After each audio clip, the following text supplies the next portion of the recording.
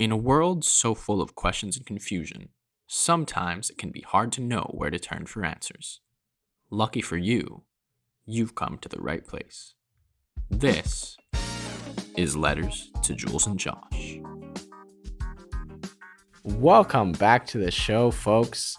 This is Letters to Jules and Josh, the podcast where you get life advice from two totally unqualified best friends. I am Jules, and here with me is my own personal bowl of Raisin Bran, Joshua. Josh, how are you, my little bubby? I'm good. Fresh off of the pet names debacle, but I'm ready to get back into things here. My favorite part of episode 3 was me saying how I'm a private guy and then immediately asking you every single detail of your personal life. Right. And I'm definitely the private guy out of both of us. So that was a test for me. Well, you passed with flying colors, Jish. A lot of people wanted an update on a man who wrote in 2 episodes ago on the Valentine's Day special, our personal favorite, Gerald, the man with the golden name. So I emailed Gerald, I reached out, and I said, hey man, a lot of people were enjoying the show. How was your Valentine's Day? And Gerald said it went great. He said that he had already decided he was going to go, and he listened to the podcast in the car and had a very fun ride listening to Jules and Josh, and a very lovely Valentine's Day. So Gerald, we're glad to hear it, my man. We just want you to be happy and all of our listeners to be happy. Exactly. And we're glad we were part of the drive over there, getting him in that Valentine's Day mindset, hopefully giving him some pro tips on how to execute an excellent date night. An excellent date night indeed. But that's in the past, and it's time to move on to the present and future. On we go. Upwards and onwards, my fellow. Is that from Star Trek? Let's not adjust that. And let's get straight to question email number 1. So this email might be my favorite one that we've gotten yet. And I kind of just have to get into character to do this. So bear with me, folks, while I dust off my high school acting chops. The floor is yours. What's going on, boys? Big fan of the show. Really think you guys have a good thing going here. Thanks, bud. My name is Jake. I recently graduated from college and I live with my roommate Fitzy, who I've been friends with since high school. We both majored in finance without any concrete plans for what we want in the future. Neither of us were really that into banking, but hey, it was something that both our parents did, so we thought it was the move. Recently, I've seen Fitzy become more involved with trying to figure out how to play the stock market. He's gotten more active in online trading forums and has even paid for some online investment certificates along the way. This came to me as a slight surprise. As we've learned, it's essentially a gambling venture with very few people being able to accurately predict what's actually going to happen.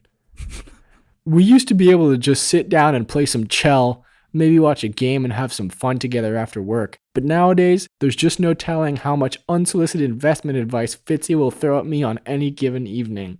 Fitzy. The Fitzmeister, by the way, chell is NHL for all the noobs out there. This has only continued to get worse now that he managed to get in early on GameStop prior to the huge run the stock just went on.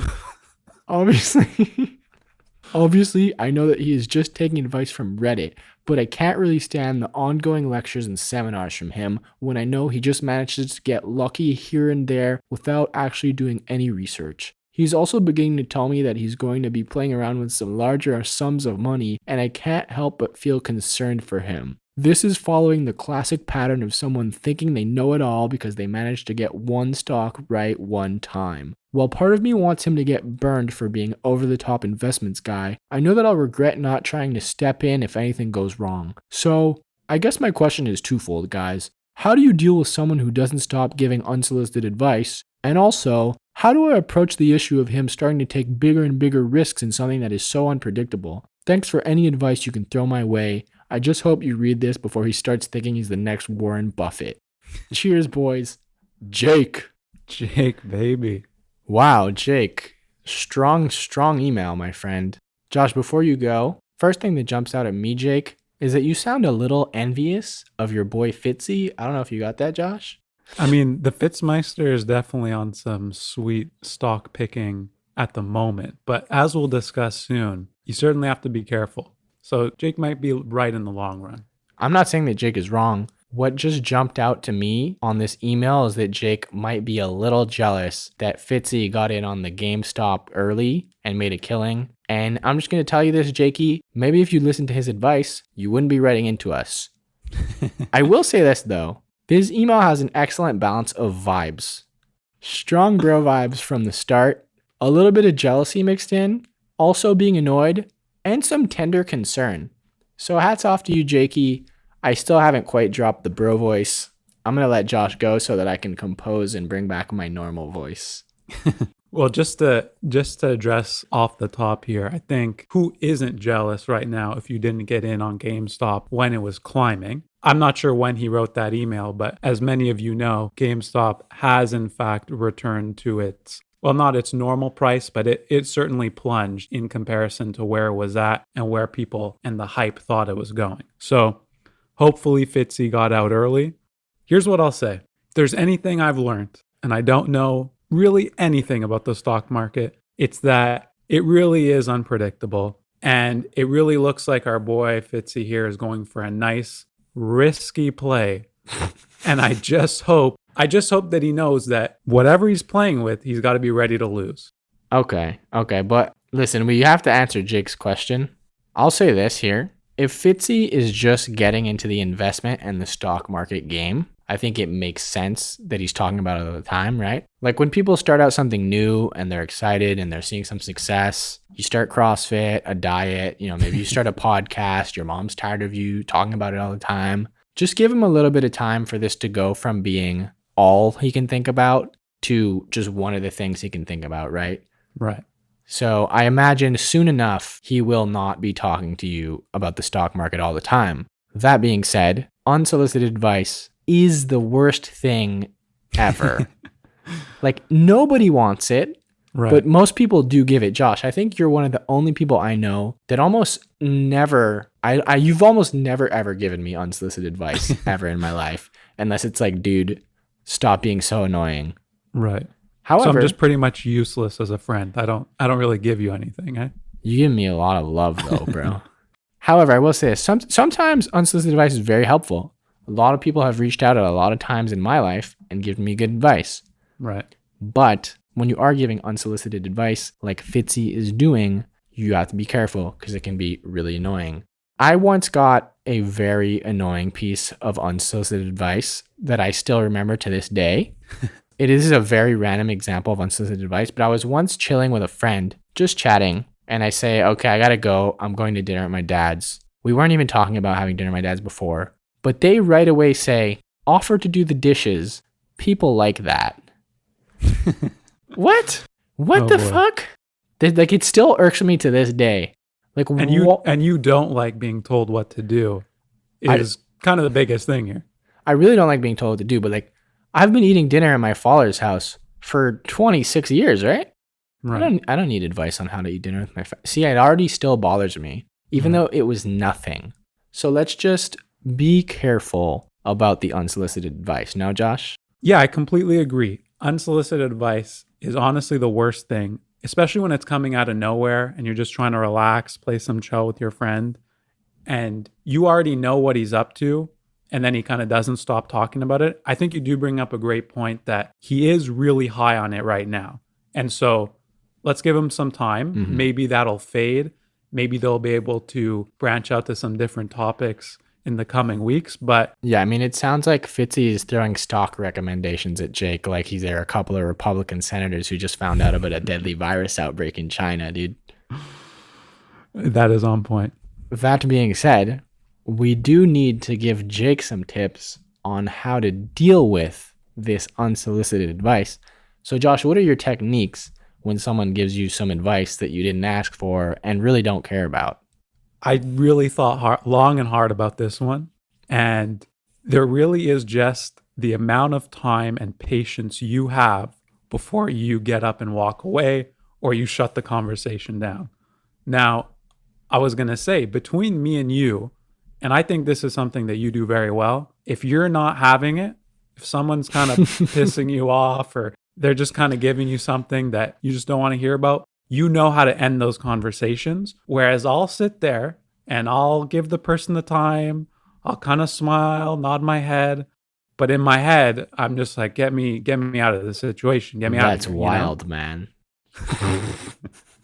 So it's really tough because you don't want to come off as insulting to the other person. But like you said, it just really is the worst thing. I mean, I don't think there is a great way to deal with it. I've got some pretty good tips. As you said, I am the master of not engaging on things that I really don't care about. Yeah. So the first thing would be, Jake, just don't engage, right? Like if you guys are sitting chilling and Fitzy hits you with another, what's a stock, Josh? Bro, Amtrak is really high. That's trains. If he hits you with a bro, I got it on the 6 stock, just be like, pass the salt, please. You know what I mean? Just never give him the satisfaction of an answer. Other thing is, change the subject really fast, right? Maybe Fitzy hits you with a couple of stock tips and then you just right away say, hey, how's Marissa, right? Always lead the conversation in directions you want to go so that Fitzy never has a chance to come back to the stock market game. And also, another thing is just tell him you don't care, right? Like, I think if you guys have lived together for a while, you were boys, you can give him a little, Fitzy, I love you, bro, but I really don't want to hear about the stock market tonight. That's exactly it, because eventually you got to just tell the person face to face. And in terms of the risks he's taking, I don't see that there's much you can do to warn him, Josh. What do you think? Yeah, I mean, like I said earlier, I think you just kind of remind him that he's got to be ready to lose a lot, to win a lot. And it seems like Fitzy's the kind of dude that's really not going to listen to him, right? It really seems like he's done his own research. He's on his own game. So no matter what Jake says, Fitzy's going to be like, yeah, bro, but the forums are really hyped on this stock right now, you know? And aren't we all kind of like that? We all think we know a little bit better than the other person until we learn for ourselves. I certainly am like that. So yeah, warn him all you want. Not sure they'll listen to you. But thank you for your email, Jake. You're being a good friend by trying to look out for him. Okay. Email number 2. Dear Jules and Josh, I've decided to call myself Isabel for this email because I do feel the name is quite lovely. I must admit, though, that is not how I'm actually called. I hope you will understand that this delicate work situation calls for a pseudonym. I understand. I work in a university library, and it's an absolute joy. I love all the literature classics. The books bring me peace like nothing else.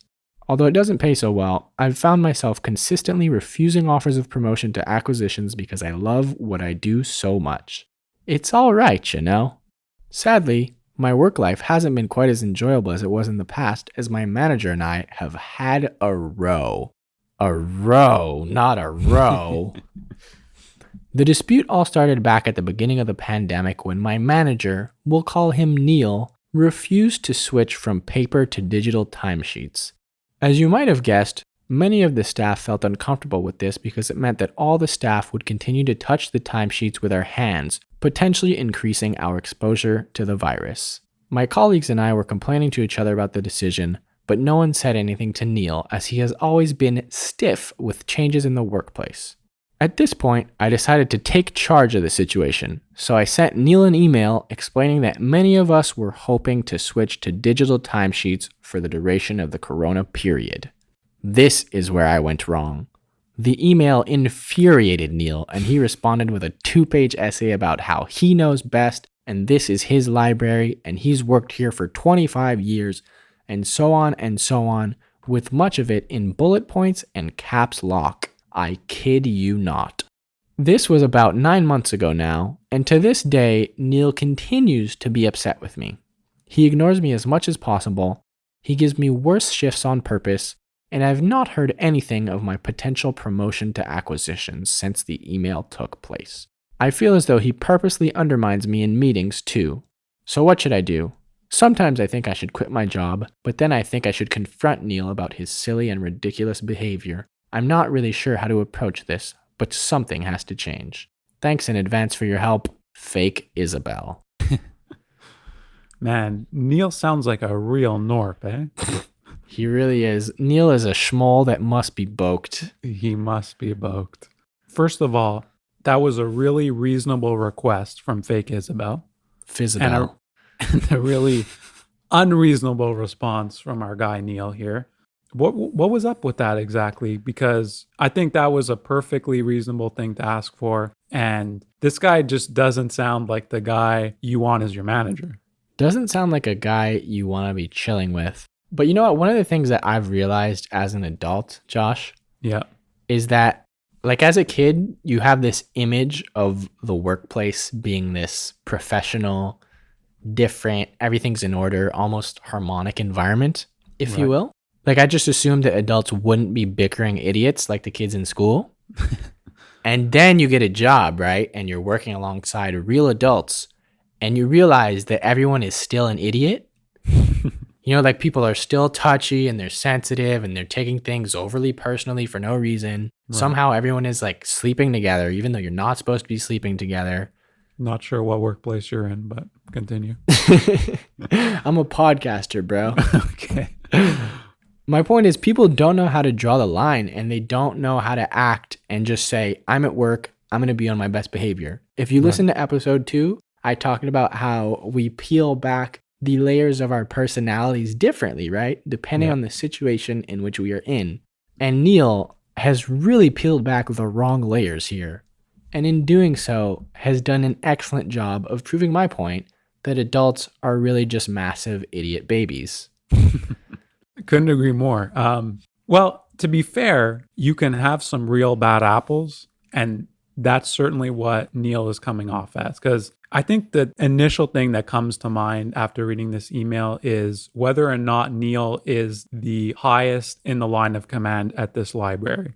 Now, far be it from me to know the structure of a library. I believe she said it's her manager. I'm assuming when I read this email, I assumed that there was more than just one manager. He was one of the managers. Okay. So that's what I'm operating under as I answer this question and make for some pretty radical calls later on in this segment. Well, I guess you're assuming there's a big library staff here. In my head, it's a very tight-knit community library type of setup. Maybe 4 or 5 employees very dedicated to their craft of being librarians. And then one manager sitting atop controlling everyone's. Just plucking their strings like a harpist or a puppet master, eh? Exactly. And so I was just kind of wondering. It's a university library. Yeah, that's a really good point because now I think there's some serious other people in administration that we need Isabel to pay a visit to. My point exactly. There is no reasoning with Neil. Is that fair to say? There is absolutely no reasoning with that nincompoop. Because she certainly tried to do that. Mm-hmm. She took all the right steps, and especially at a time like this, with that kind of request, that was completely out of line from Neil. He's about to get boked. Exactly. And to do that, we need to go to city council, or in this case, university council. It's time, fake Isabel. I'm with you, Josh. I'm really with you. You work in a university library. As we know, universities are safe spaces. And a university library just has to be one of the safest spaces of all safe spaces, no? Of course. So like Josh says, there's got to be someone in administration, in HR someone that you can go above Neil's head to and speak to. Because I am not one to advocate for going over one's head and getting them fired. But this is a pretty serious public health issue. Neil refused to protect his employees during a pandemic, and now Neil is harassing one of them for asking to be protected. Exactly. She made all the effort initially, so it's not really like she's directly going over his head without trying to confront the issue face to face. Yes, I think you've done everything you can, fake Isabel. And so I, at this time, am going to be officially calling for a full storming of Neil's office, a mutiny, if you will. I have mutiny in my notes too. I love you, bro. Isabel, you stood up for your coworkers. Now it's time to stand up for yourself. You said that you loved your job before Neil made it suck. So it's on you now to go and talk to somebody in administration, talk to somebody in HR, make your voice heard, Isabel. Let's get Neil the fuck out of this library and let's get you back the job that you loved. Yeah, baby. Send him packing. Thank you, Isabel, for your email. Let's do this. We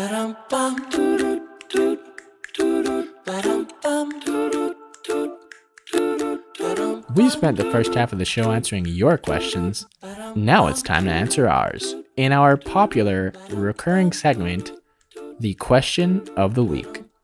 So, upon reading Jake's stock market question from early in the episode, Josh and I were inspired to look deeper into this game stock shorting situation, and that inspired us to ask ourselves the question, what stocks should we, Jules, Josh, and of course, our beloved fans come together to short as a team? Now, my understanding of this whole GameStop situation is that they shorted this stock, the stock became worth more money, and the people who shorted it also got rich. So I'm probably wrong about that, but the concept for this question of the week is that what are some products that we enjoy, Josh, that we wish were more readily available to us, and that we could come together as a letters family to short and all of us get rich off of? It's a very good question. I think we should clarify a few things here. Okay. You have completely misunderstood the definition of shorting a stock. Oh, did I even provide a definition of shorting a stock? Were you going to? No. Okay. I don't know what that means. What we're here to do is pick some stocks that we want to see fly, and we would like to get rich off of them because we're passionate about the product, or we just think it's going to go up. However, the GameStop situation is a little different because Wall Street, the bad guys in this story.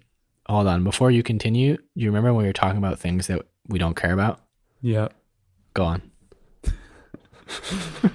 I just want to clarify for the listeners here because we don't the wanna bad know. guys in Wall Street, they were shorting GameStop. And then it's my understanding that a few people on the internet realized that they were doing that. Yeah. And then they put in what are called, I think, call options.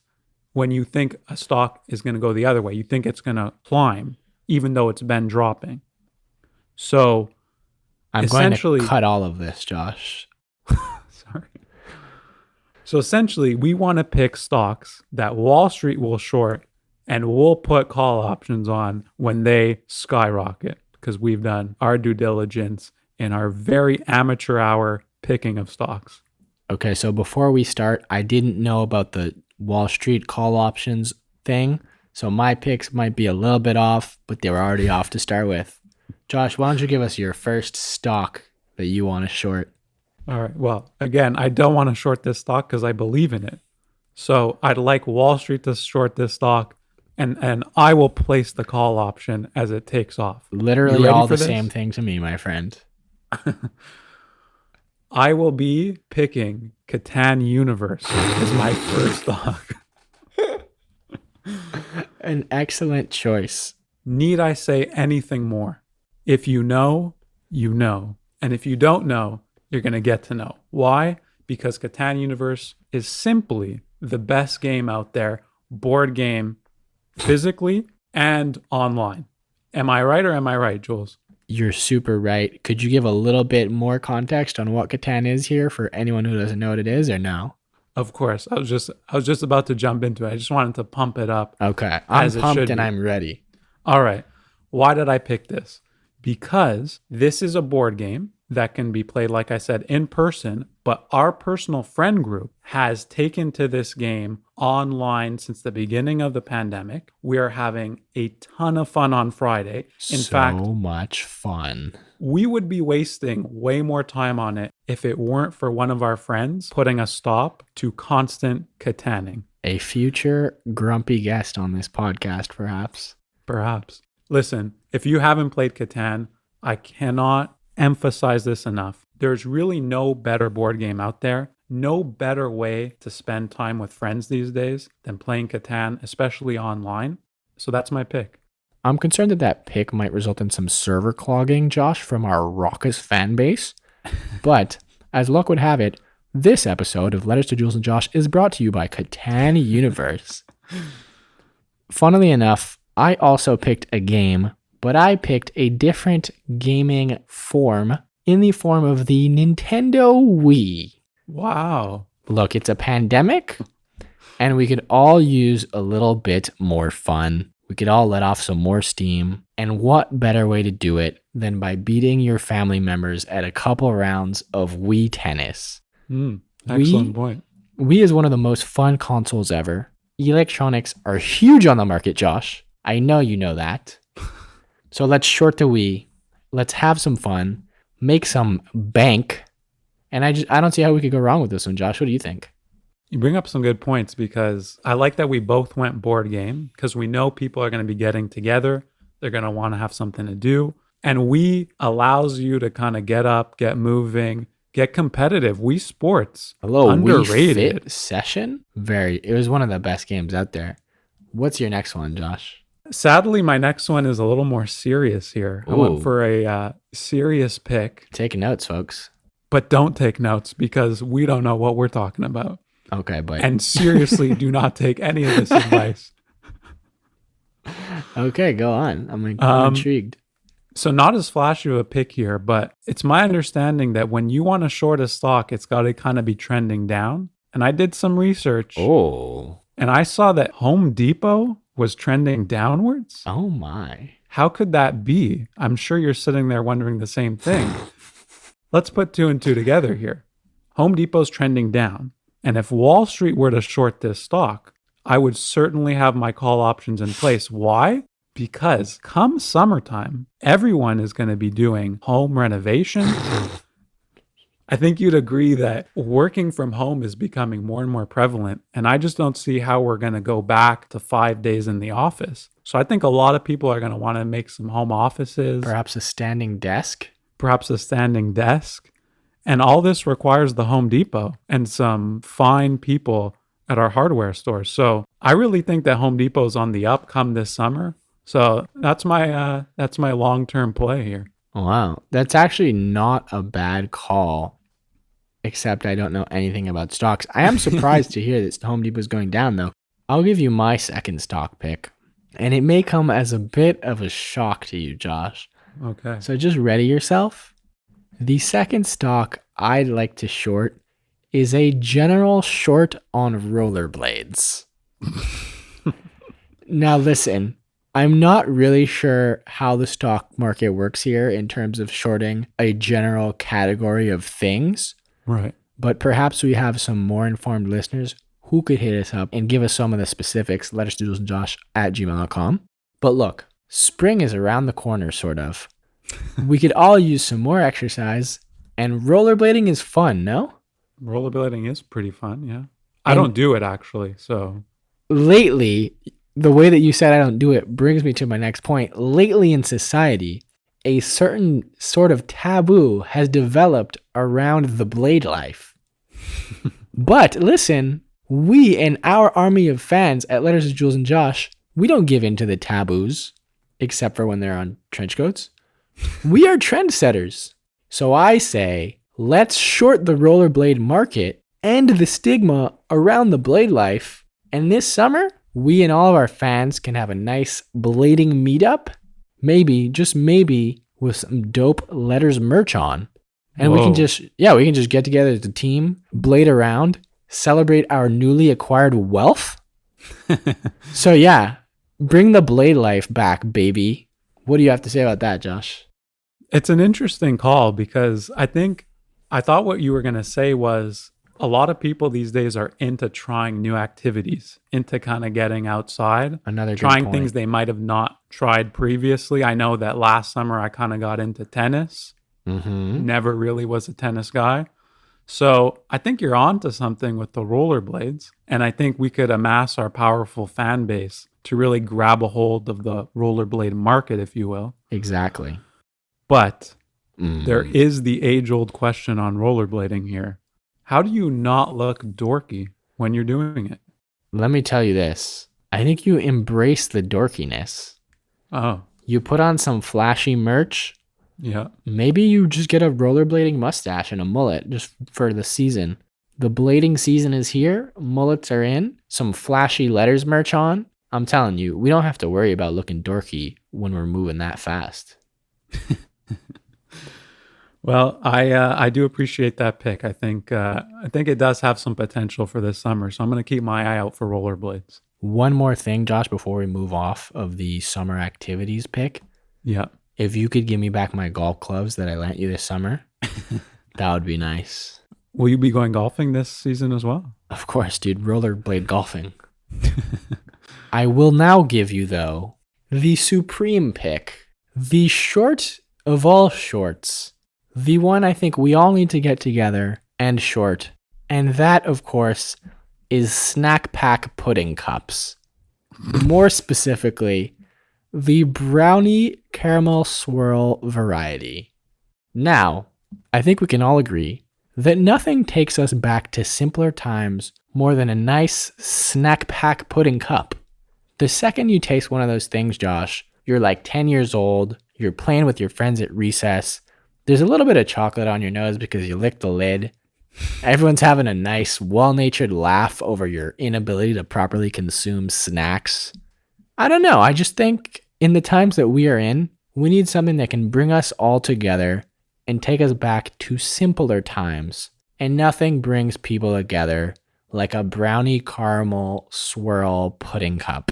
So let's get rich, but more importantly, let's change the world. It starts with us, people. Let's short the pudding cup market. You have some big plans for your shortage picks here, eh? I am not only making us rich, I am making social change through my picks. Bringing us back to the better times of our childhood. Better days, if you will. Better, more delicious days. You've actually given me inspiration here, though, I must say, for a bonus short pick No way. off of your snack pack idea. Sorry. I think you'll agree with me here. Before you go on, I must say it is pronounced snack pack. Is the only way to pronounce snack pack pudding cups. Of course. I'm not very familiar with pudding cups. As you know, I'm a pretty vanilla kid, so I didn't have much experience with those. What? They were a little too sweet for me, if I'm Oh being my honest. god. Dude, that is really that is messed up, man.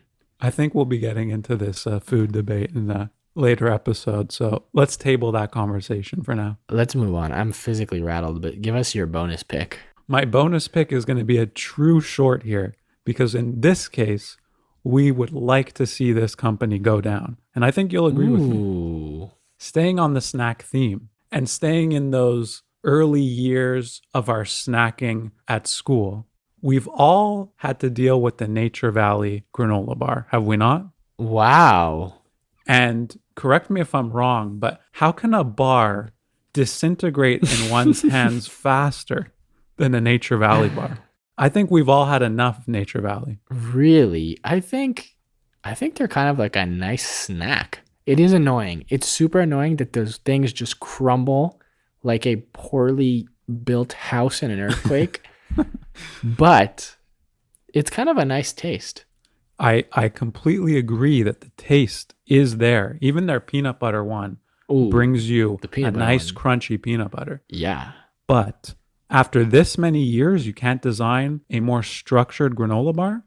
Shame on you, Nature Valley. Shame on you. We're shorting you, and we expect you to fall because of this. Or change your bar. Wow. I will be seeking legal representation very soon because I can feel a suit coming in. A claim will be coming in soon from the Nature Valley Corporation. Any last words, Josh, before our podcast is closed for good by Nature Valley Bar? Yeah, let's hope no one takes us too seriously on these wild card shortage, but not shortage, long-term call option. Don't know what we're talking about. The stock rollerblading picks. one was a good idea, though. Absolutely. I think you really brought the heat today with some throwback to the good old days / new activities for this summer. So you've done some solid research there, Jules, I must say. All I want to do is make your lives better. And that you have. So that'll do it, folks, for this episode of Letters to Jules and Josh. Another fun, a little bit wacky episode, but very informative as always. No, Josh? That's what we're trying to do. Make your lives better and accumulate wealth for your families. get your letters in, lettersjulesandjosh@gmail.com, and join the conversation on Facebook and Instagram. Lots of hot stock tips, memes, and funny pictures of us from throughout the years going up on there. If you like the show, tell a friend. We'll see you right back here next Thursday and every Thursday. We love you, folks. See you next week. It's been real. Take care. Peace. If I take you down, would you really hold me down and be your best friend? She just wanna hit me with a quickie by the pool, and I'm like, yes, ma'am. Way you got me feeling.